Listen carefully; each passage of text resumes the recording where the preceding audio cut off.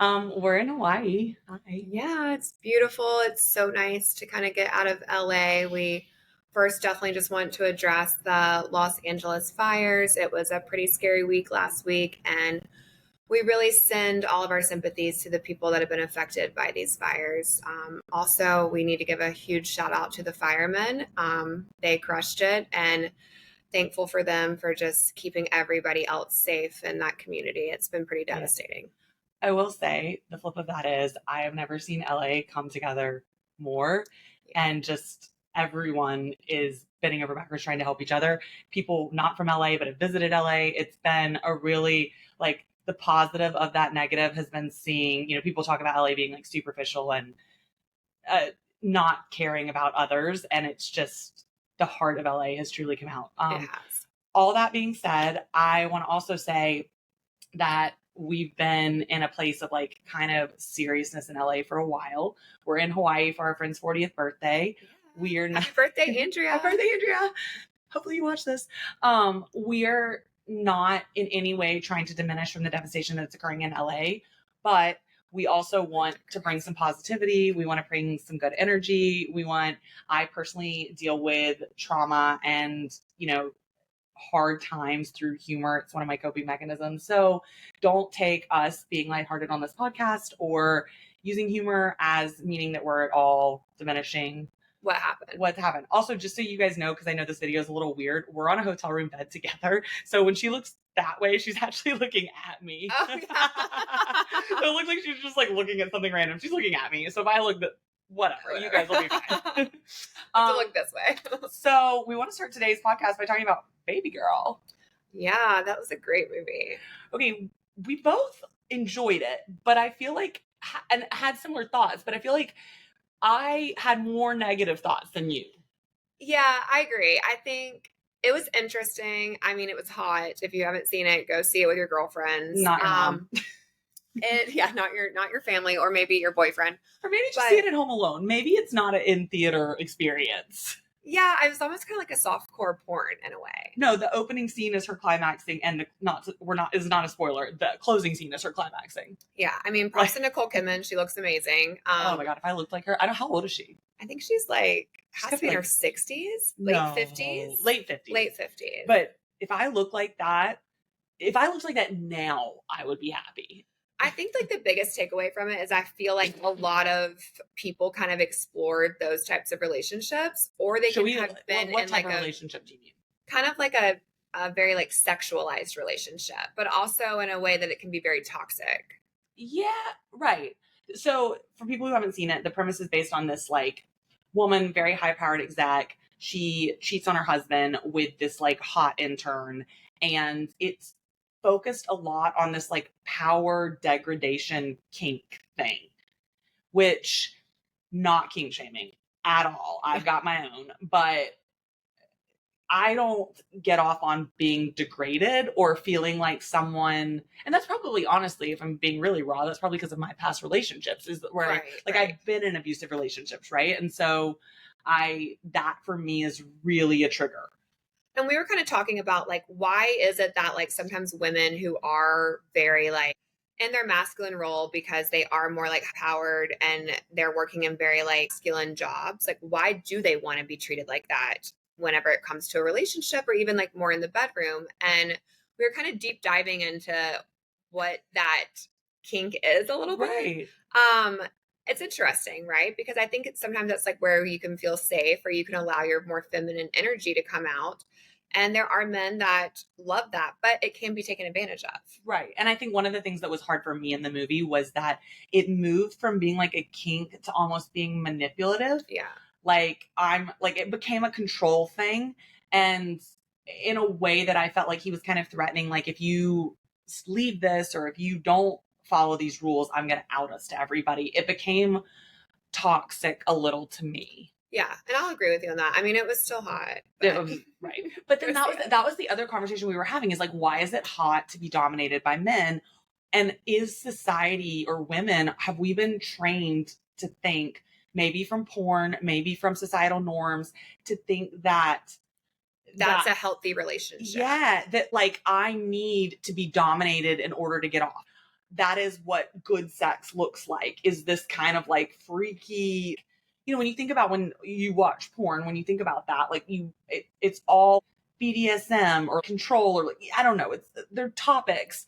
Yeah. You don't type in like loving missionary style, Right. And it kind of can give you like a false idea. I feel like whenever you're in a relationship or kind of looking for that connection, that thinking that if you're not having that type of intimacy or intercourse, then it's like boring or vanilla. Right. And I think that's something that we really need to get away from as Yeah. females, as men. They're probably kind of might be feeling the same way, you know?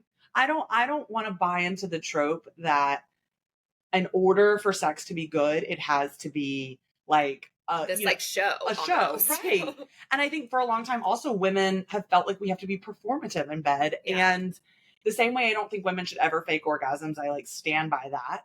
I also don't, because be real, right? And I think that real is not what women have, honestly, that's a big statement. I don't think real is what women have been taught to be ever.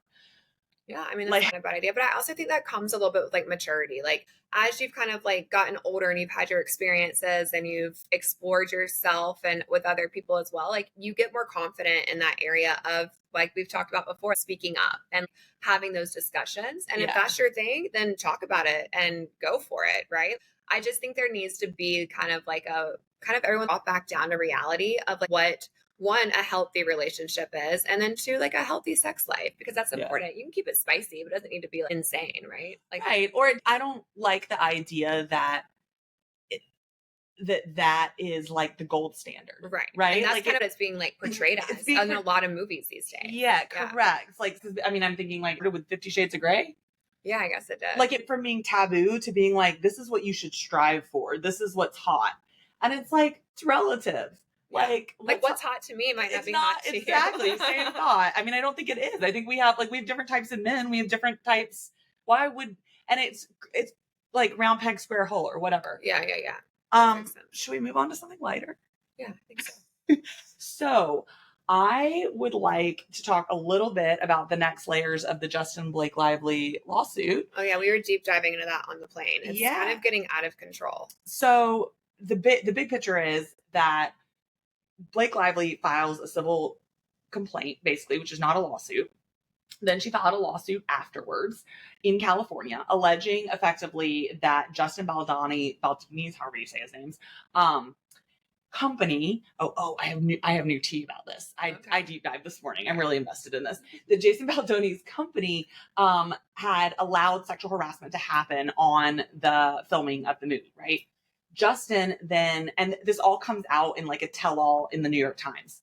Justin then sues, and his production company then sues the New York Times for basically defamation and liable for publishing this tell-all expose and whatnot, to the tune of $250 million, which for people who aren't in the legal world, those numbers are really arbitrary. They're meant to just be splashy. Like no one's paying $250 million, right? So he does that. I didn't know that. Oh yeah. Okay, so like the $400 million lawsuit. Yeah, no. That's the same way that like her cup of tea, not mine. Yeah, well, that's the same way that their Blake's suit is leading with sexual harassment, even though I think it's a retaliation claim. Okay, right? Like they need, because here's the thing: what's going to decide this? It's going to be decided in the public eye before anything happens in the courtroom. Oh, interesting. Right? Because like, and they're didn't you say they're in like 3 different states? Like that's going to take forever. They're in 2 states. So, and usually what happens is first filed is first in time. But they were all filed back to back. The court systems have different court dates that they're all following. They have different laws that they're all following. It's a mess. It's basically Johnny Amber 2.0. Yeah. Like they should they should put this like out on like a series. I bet they will. Like watch the trial live. Oh, 1000%. It'll definitely be an open courtroom. The craziest part that we were reading about on the plane though was like seeing her messages back to him.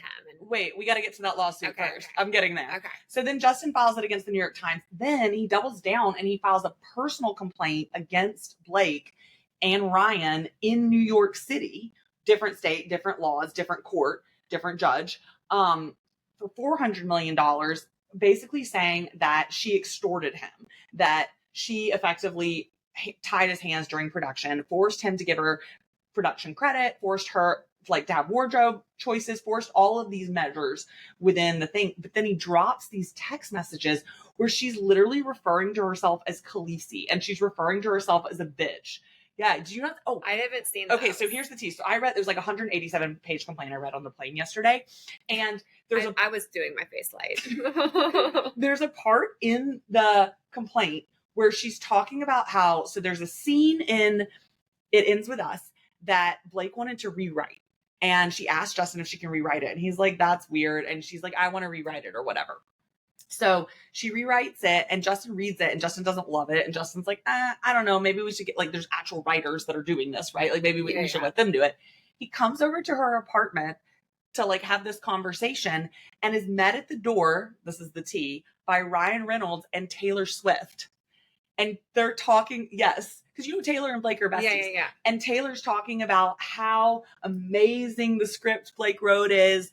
And Justin alleges that he felt pressured to use her version because of all the high-poweredness of fucking Ryan and Taylor, right? And then there's text messages where after that, where Justin's like, yeah, I mean, I just don't like, I liked it, but like, I'm not sure that's the direction we're going in. And Blake was literally like, well, I'm like Khaleesi and they're my dragons, and calls Ryan and Taylor her dragons. You know, and that's what I'm like hating. Like, I'm a Gossip Girl fan through and through. So I've put this girl on a pedestal forever. And then seeing this, it's like kind of like a ew, it's an ick, you know? And it feels not to mention, like, y'all already kind of know like how I feel about Taylor Swift, but I'm feeling this is even showing her like it's Mean Girl status. Mean Girl. And I feel like Taylor's kind of always given Mean Girl status too, but that's another topic. You thought that. Why do you think she gives Mean Girl? There's just something. I feel like it's kind of a facade. Like, I think she's a great performer. I think, you know, for little girls to watch her, but there's just something. There's a facade. There's a facade there. She also has like impeccable intuition about people. It's wild. Yeah, like I do agree that it's a facade. Y'all are going to come at me, and I get it. There are some there are Swiftie lovers, and I love her lyrics. Does amazing. We've talked about this, but I just feel like she's not as real. I don't feel like she's a real person in that sense. But maybe her like her getting older, she's kind of just stating her opinion more, which props to her, and we're just seeing that side of her, you know. So she's not giving like good girl innocence anymore as much. Yeah, which is fine. I don't mind that. Yeah. But she's giving a little like too cool. Too cool for school. And then like too cool for school. And then and then I guess now seeing like this side of Blake come out, I'm like, no wonder they're besties. You know, like you're kind of seeing their. Well, I also think Gigi Hadid makes sense with that. Okay. I think of Gigi Hadid that way. That was the rumor that she and Karlie Kloss have a fling. Yeah. Not Gigi Hadid. No. Yeah. And I will say, okay, going back to the Blake thing, because I want to be really clear about this. I believe everything that Blake is saying is true. I actually believe everything that she said is true. However, that does not make it illegal. And I think that is a really important distinction, because I don't want anyone to say like, oh, you don't believe Blake. It's not about believing Blake. It's about what the actual facts, like from a legal perspective, I do not think are illegal. Okay. Based on the elements of those laws. And we went through that in the first podcast and we like kind of broke all that down. Right. But like, so I don't want you guys to think I like don't believe her. This isn't about believing her. This is about like, there are elements to each of these causes of action, and I don't think she meets them, if I'm being blunt, from the evidence that I've seen in the complaint.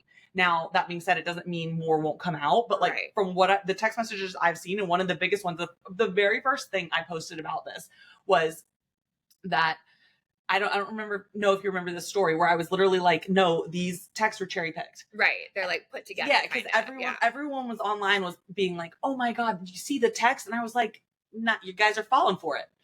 Right. They're cherry picked. And now you see Justin's complaint and he posts the full text. And I'm not saying that the full text make it better or worse, but what I'm saying is that it was a crafted narrative. Right. And people need to realize that is what happened. It'll be interesting to see how this plays out. I am looking forward to kind of getting moved on, like forward with it. Oh yeah.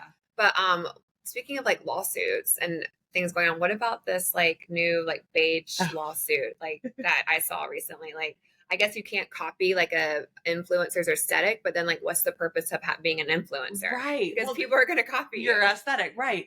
So there's a lawsuit. I can't remember who the two people are. It's like, do you remember their names at all? I don't remember their names. Like, one of them has what I'll call like the clean girl, basic girl, Hailey Bieber aesthetic, right? Right. Like every influencer in Venice has this literally aesthetic. looks like every influencer in Venice. It's, oh, me with my sunglasses on. I'm and like, organic. right. I'm clean. You know, here's me at Pilates. Everything is white. Everything is beige. Like, can we have some color? And speaking of color. Yeah. And it's like, you know, they have the like spotlights or the highlights. They're all like color coded beige, whatever. And it's her shopping haul, her Amazon, whatever. Literally just looks like an influencer page in my mind. There's another influencer that I guess she's claiming is copying all her posts. Like bit for bit. Like bit for bit. Do you know about the girl, I think her name's Jacqueline on TikTok, who claims that Kendall Jenner copies her? Yes. Do you know what I'm talking about? This, yes. And she literally puts them side by side, and it's funny. That one's funny. That one's funny. I was even like that out there about Selena Gomez and Hailey Bieber. Yeah. And like she was like right. cooking in her kitchen. Selena was cooking in her kitchen. Like things like that. It's interesting, but you have to think about like when Instagram came out and like influencing was getting started, you wanted to copy people's aesthetics. What was it you could buy? Like the pre-packages? The presets. Do you guys remember the presets? Yeah. Did you ever have one? No, because I'm not great at social media. Wait, like, I had a preset. Did I ever tell you that? I didn't know how to line up my squares and make it look pretty. Like, I don't know. Mine's about as basic. I had this teal and brown preset, like the teal and orange one, the one that like everyone had, the like ocean theme one. I always love, you know who my favorite presets are? Oh, I know what you're the sultry blonde. Yeah, I know love her. Like she's still the best. It's very like retro 70s. Like it's cool. Yeah, that tracks. So I guess the idea, it almost is like a preset. I would say the beige influencer aesthetic is like a preset. Yeah.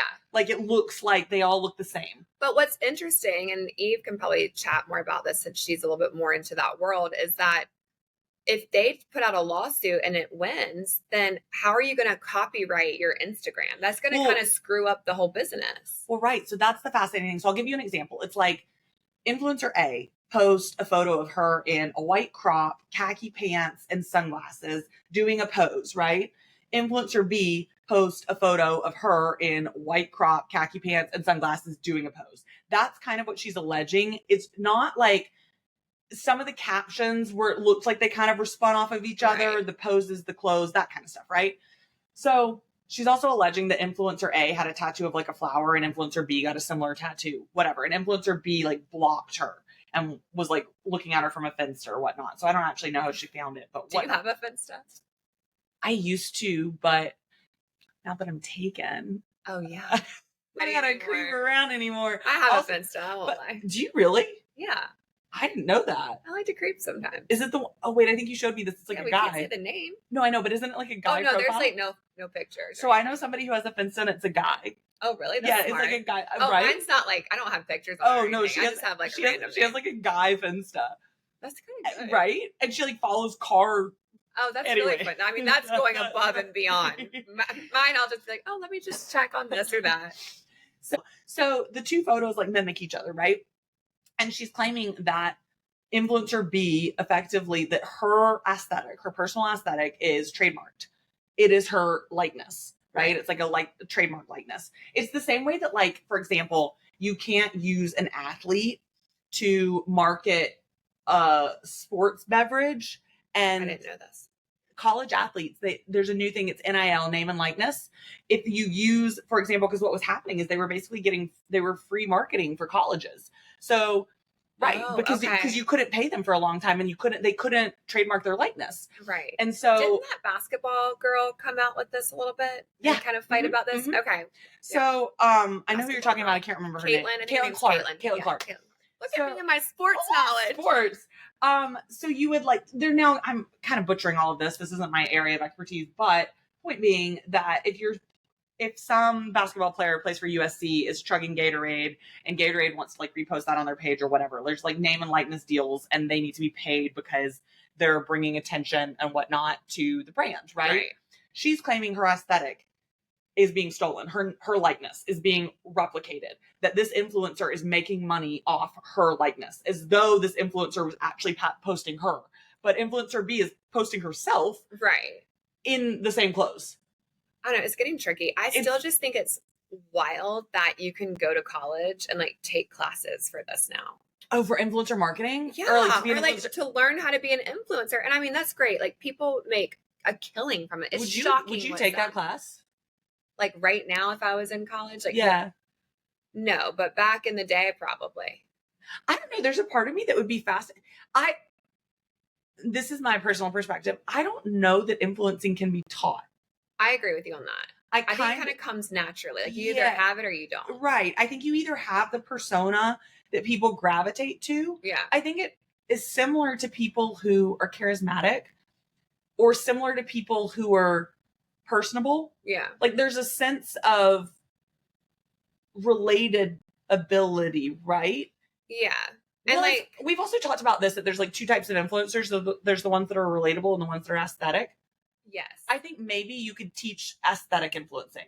Yeah. Like how to take better shots, how to take better videos, like that kind of stuff, yes, right? I think that would be interesting. That I can understand, but I think the relatable influencers, like what's her name, Hallie Kate, Ken Urich, like the ones that are like just talking on whatever about their lives, like because I kind of appreciate the more real ones. Same. I really don't follow any aesthetic influencers much. Like remember like when like the Nordstrom rack sale would come and every single influencer would post the same outfit. It's Sephora now. It was ridiculous. Yeah, I do remember that. That used to drive me nuts. I'm like, oh, look, another pair of brown suede boots. Right. You know, right. Oh, wow. Oh, interesting. I meant to bring this up to you the other day. So I asked Glenn, like, what his deal breakers were in a girl. Mm-hmm. You know, the first thing he said? What? Something that I wear. Yeah. Shit. Well, like, that's why I'm not dating Glenn. The big wine brim wine hat. I love hats though. I'm a hat girly. I love hats too. But he was like, no, specifically, you know the ones I'm talking about. He was like, they look like little fucking witch caps. That's funny. Yeah, he was like, if you were a witch cap girly, I wouldn't date you. Like the autumn, like fall girl aesthetic. Christian girl fall. Yes, Christian girl fall. Like I could not. He was like, I couldn't do it.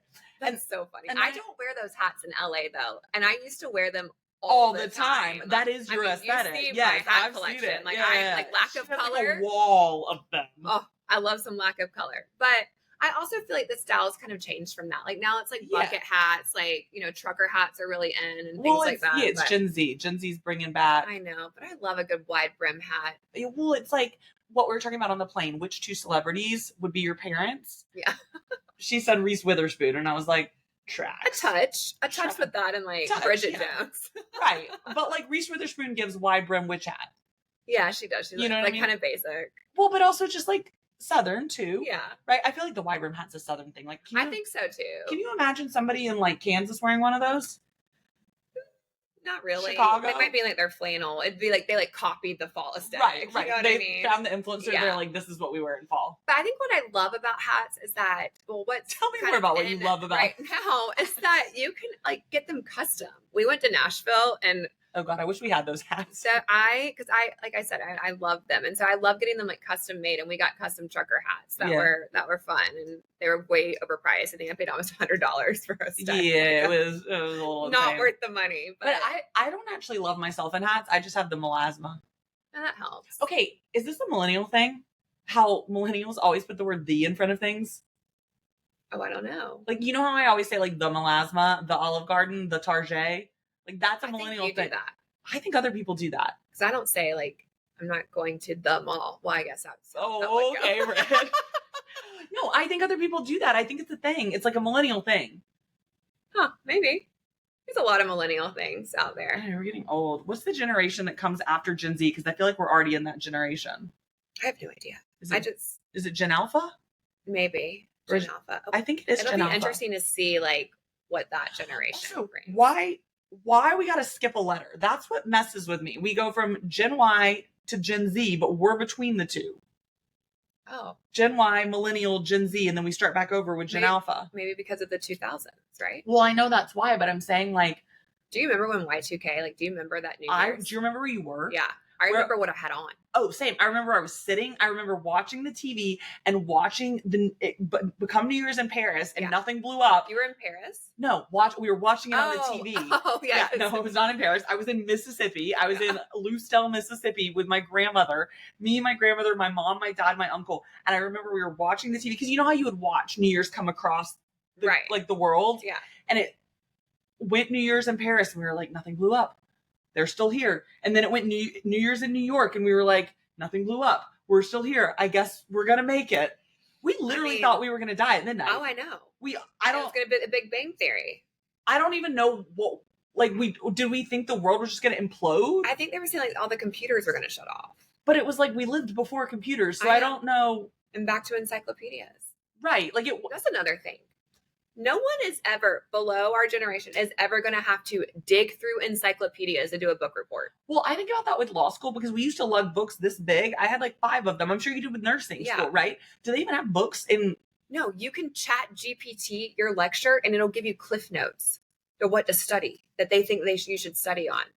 One of my coworkers just went back to school and she's like 24 and was showing me this. She goes, yeah, here's the lecture. And I just asked chat GPT to like cliff note it for me. And I'm like, do you know how much time that would have saved me? Yeah. But do we think that that's going to make that generation smarter because they're working smarter, not harder? Or, which I do think there's some merit to that, right? More efficient. I do too. Or are they just going to be helpless? God, we sound like boomers. Are they? Oh my God, I don't know. We do it. We're showing our age a little bit. We are. But that's a great question. I mean, I think a lot of things. I am happy that I grew up in the generation I grew up in. Yeah. Like, I would not trade it at all. I don't want to be Gen Z and I don't want to be Gen Y. I do like being a millennial. I think there's something like, maybe. I love that we know what life was like before and social media and then like after social media. And I think there's like great things that come from both. You remember when you could only get a Facebook account when you had like a college email address? Yes. And it started off like you had to be like hot, right? That's how they did it. It was like a hot or not type of system. Yeah. And I got in way back for it. Yeah. Like the very first. Back. Yeah. I mean, we still kind of have that.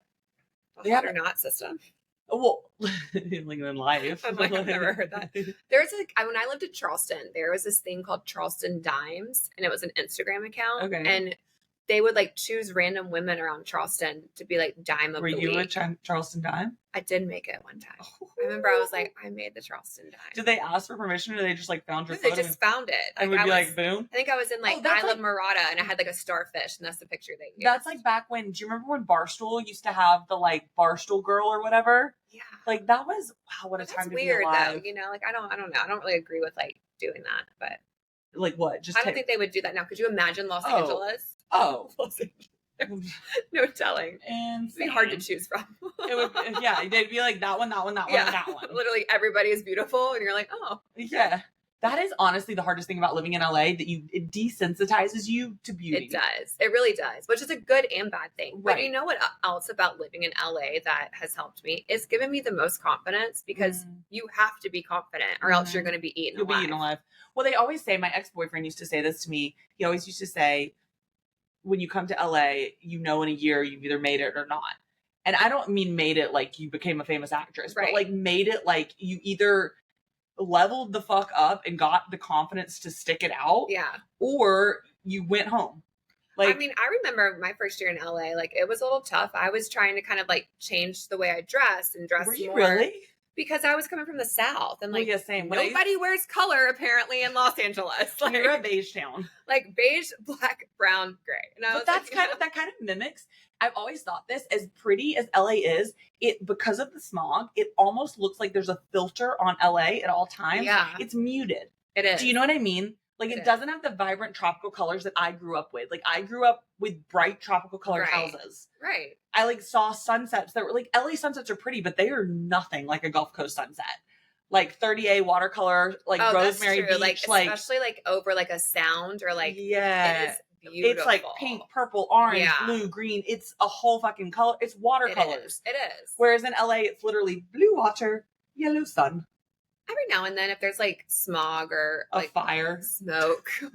Sunsets last week were great. You get very pretty sunsets in that sense. That was one of like the bittersweet moments about it. Yeah, Jesus.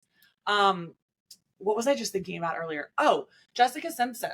She's getting a divorce. Separated. Did you read her book? No. Should I? It was really, really good. I read it a few years ago, and the way that she like kind of comes from like being married to Nick Lachey and then like meeting this man, I forget his name. Was he a hockey player? Eric, I think so. Eric. Is that his name? And then like them getting together and just having like I don't remember actually. I wish I could think about that. She dated some hot ass men. Johnny Knoxville, Tony Romo, John Mayer. John Mayer screwed that woman up. I in her forgot book, she talks dated about John that. Mayer. It is toxic. And Like in what way? I mean, it's pulling her back in.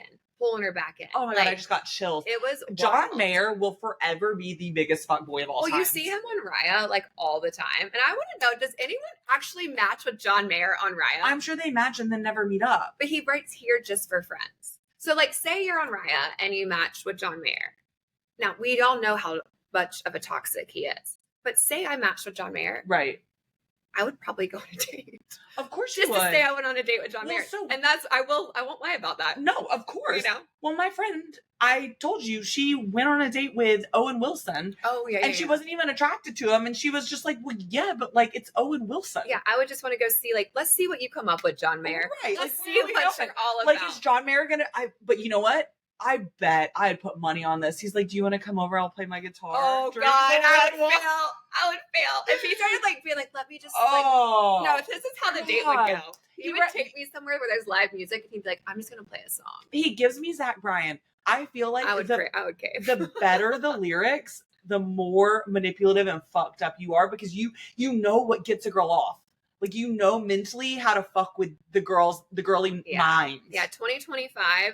No concerts prior to commitment. Okay, I don't have this problem. Brit is a music hoe. I love music. It's my love language. If a guy takes her to a concert, it's over. I've fallen head over heels. She's a goner. It's Brit, we still have a brain. Wake up, don't romanticize. Right, Brit, you've met him once. Concert wasn't that great. He's my husband. We're gonna dance to it. Literally, you cannot go to a concert. Wait. I actually think John Mayer might be the biggest. Can you think of a fuckboy more than him? Because the only one that I think even comes close, and I don't think he does because I think he's so honest about it, is Leonardo DiCaprio. Ew, he's gross. He's gross now. But I think he churns through 25-year-olds, right? Right, but if you had an opportunity to go on a date with him, would you go? I don't think I would. He's the guy, he's the guy they always talk about in Dumois that wears headphones when he has sex. I've heard that before. Yeah. That is so That's wild. weird. What do you think he listens to? I don't know. John Mayer. He listens to John Mayer. Yeah, exactly. He's but this is the song that kills me. What's the John Mayer song? Daughters be good to your yes, yeah. Fathers be good to your daughters. Mm-hmm. I can't think of the name of it, but what's the lyric? It's a very old song. No, but what is it? Fathers be good to your daughters. Yeah. Okay, John Mayer. These guys be good to your girlfriends. These are the type of men that need daughters. You know what I mean? They're gonna, if he ends up having a baby, it would be a girl. And then better fucking be a girl. Right? That's karma. All the guys that were kind of the playboys and stuff, they end up having girls. I also think that that's going to be so fucked because I think he's going to be so overly protective of her and it's going to be so hypocritical. And I'm just going to, also, how has he not knocked anyone up? Maybe he has. He might just have a really good lawyer. A good NDA. Yeah. Damn. Who else has he dated? He's gone through them. Taylor Swift. Didn't he date Jennifer Aniston? I think for a little bit, maybe. Because she dated that. He was in his heyday for a while there, and then. Well, then there was rumor that him and Andy Cohen were a thing. It also, that wouldn't surprise me. Not Andy Cohen, but it would not surprise me if he teetered back and forth. So, don't come for me for this. I think sometimes, obviously, I think there are a lot of men who are gay, bisexual, and that is whatever. I think there's some men who have sex with other men in a narcissistic control way. Oh, I'm sure. Do you know what I mean? Yeah. They're they want to dominate, they feel like they can dominate all women and control all women, but it's but could I dominate men? And it's a power trip. Correct. I mean, that kind of goes back to even the Babygirl thing a little bit. Yeah. It all kind of ties together is that I think when people overly explore things, and I think a lot of celebrities experience this, they get bored. And they're constantly searching for that next thrill. High. It's like a next and high. That's how you kind of end up in these very weird situations. Arnie Hammer. Yeah. Arnie Hammer. I saw him off of Abbott Kinney not too long ago. I was at Venice Beach Wines, and he walked by, and I was like, God, that looks like Tyler Winklevoss. That's the reference you went with? He was also in Gossip Girl, too. Was he on Gossip Girl? Yeah, he did. Way. He was in passing with Serena. Oh. But okay. I was like, huh. And then I was like, oh my God, that's Armie Hammer. The cannibal. I don't know that the cannibal. Who was it that he dated? Paige Lorenz. Yeah, and then there was somebody else too that was famous. Do you think all those allegations were true? He's like admitted to them. Oh, he has. Yeah, he's like admitted to all of them. But like the documentary on him, his family is like super powerful. Wealthy, and wealthy, like yeah. Westwood and Beverly Hills. Well, he like also it's came out dark. He came out recently as being like lying about going broke, like, right, like when everything came out, he was saying he was living like a studio in Venice or something. Yeah, he was like, and then he came out recently as being like, oh, I was just like saying that because I wanted people to feel bad for me after like all the bad press. Yeah. I mean, how did that come out originally? I'm not sure when. I thought that one of the girls put like a lawsuit, and then they ended up taking up a documentary, and that's how it got popular, like House of Hammer. So if you haven't watched it, go watch it. Channel is that on? I think it's on Amazon. I haven't watched it. I would love to see that. Is it It's good? only like 4 or 5 episodes. I think I watched it in like one sitting. Okay, I watched a really good documentary the other day that I think you would like. It was called like The Crypto Rapper. I don't remember the actual name of it. Okay. So it's this couple. I don't actually know if they were like sleeping together or whatever, but they're in Silicon Valley meeting and networking with a whole bunch of people in the startup world, right? At the beginning of the cryptocurrency thing in like the mid, like 2015-ish. And anyways, they both have backgrounds in like computer science and startup stuff. They end up hacking some cryptocurrency and transferring 4 billion in crypto into their account. Oh. But then they can't figure out how to get it out because crypto is obviously not cash, right? That can be spent. Yeah. So in order to withdraw it to like their personal accounts or whatever, they would have to link their name, social ID, and all this to the money. And then that would obviously make it apparent, right? Right. So they were able to like hide electronically that they'd like hacked and stolen the money, but then they couldn't figure out how to get it out because in order to put it in a bank account, it'd be now tied to their name. It's like money laundering, right? Like they couldn't, but it's harder to. Did you ever invest in crypto? No, did you? Or Bitcoin? I didn't. I mean, now it's like off the fucking charts. No, didn't. Do you think we're gonna end up like doing like that's how we're gonna have? I don't think it's gonna be everything. But I think it's gonna be like I think in 50 years there's definitely gonna be like more of it, like a significant more. But maybe I'm dumb. I don't know a lot about that world. First date one time, and he wanted to go for a walk. You know, that's such a great first date. Just like was there coffee involved? Or no, anything? he was like he like owns a gym in San. Where'd y'all walk? On the Strand. You know, it was wonderful. He talked about crypto the entire time. I was like, 1, I know nothing about crypto, and 2, I don't care. What did he say? I don't know. Was he like giving you tips? To give me tips about how he puts all this money into it, and I'm like, I don't care. I'm gonna go. It was nice. Did you go on a second date? No, I actually cut the date off, and I was like, like I'm gonna stop here. Like, did you really? Yeah, you know me. I don't stick around dates. That's true. You're very good at that. I'll end up on a date for 8 hours. Oh no. And I don't know how we've gotten there. Mm-mm. I had a guy drive from Orange County one time, and I got catfished. And he gets there, and wait, was this the guy that you were going to go on the Ferris wheel with? No. Like, he was really sweet. Oh, okay. And we get there, and we're drinking a glass of wine, and I'm just like, this guy looks nothing like his photos. And I literally did you say that to him? I did. I mean, I'm a little blunt, and I was like, listen, you don't really match your photos. Like, no offense, but like, I'm not going to waste your time, and I don't really want to waste mine. Like, I know you have a long drive back, so we can wrap this up now. I was like, you're welcome to go. That is and so bold. Like, he was like, okay, like, yeah, no worries. And so he left, and I ended up taking myself on a solo date and had a lovely time. I actually went to Elefonte. Nice. Yeah, it was great. I actually saw that guy. I was in Newport Beach like and you saw 3 weeks ago, and I saw him out. We like locked eyes, and I was like, oh. That is the thing that happens on the West Side all the time that makes me so uncomfortable. I know. You cannot like go out on the West Side without seeing someone you've dated, someone your friends dated, someone you've matched with on Hinge. So like true. It's just, so much smaller than you would realize. It is a small world. I think LA in general is just like small. Like everyone kind of, I feel like, attracts your tribe, and then you always are kind of connected in weird ways, like kind of same people. Yeah. It's interesting. Wait, on that note, we're in Waikiki and we need to go ride Vespas. Yeah.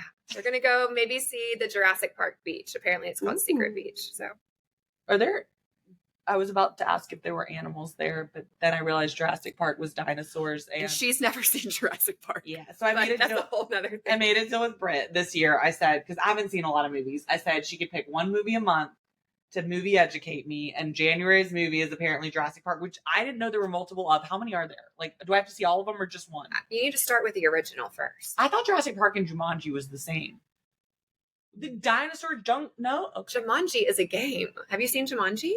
I have seen with Jumanji. Robin Williams? I have seen Okay, Jumanji. okay, I okay. read the book first. I liked Yes, the book. yes. Book Very, was very good. good. Okay. Well, All we're right. going to go and do that. Bye. Bye.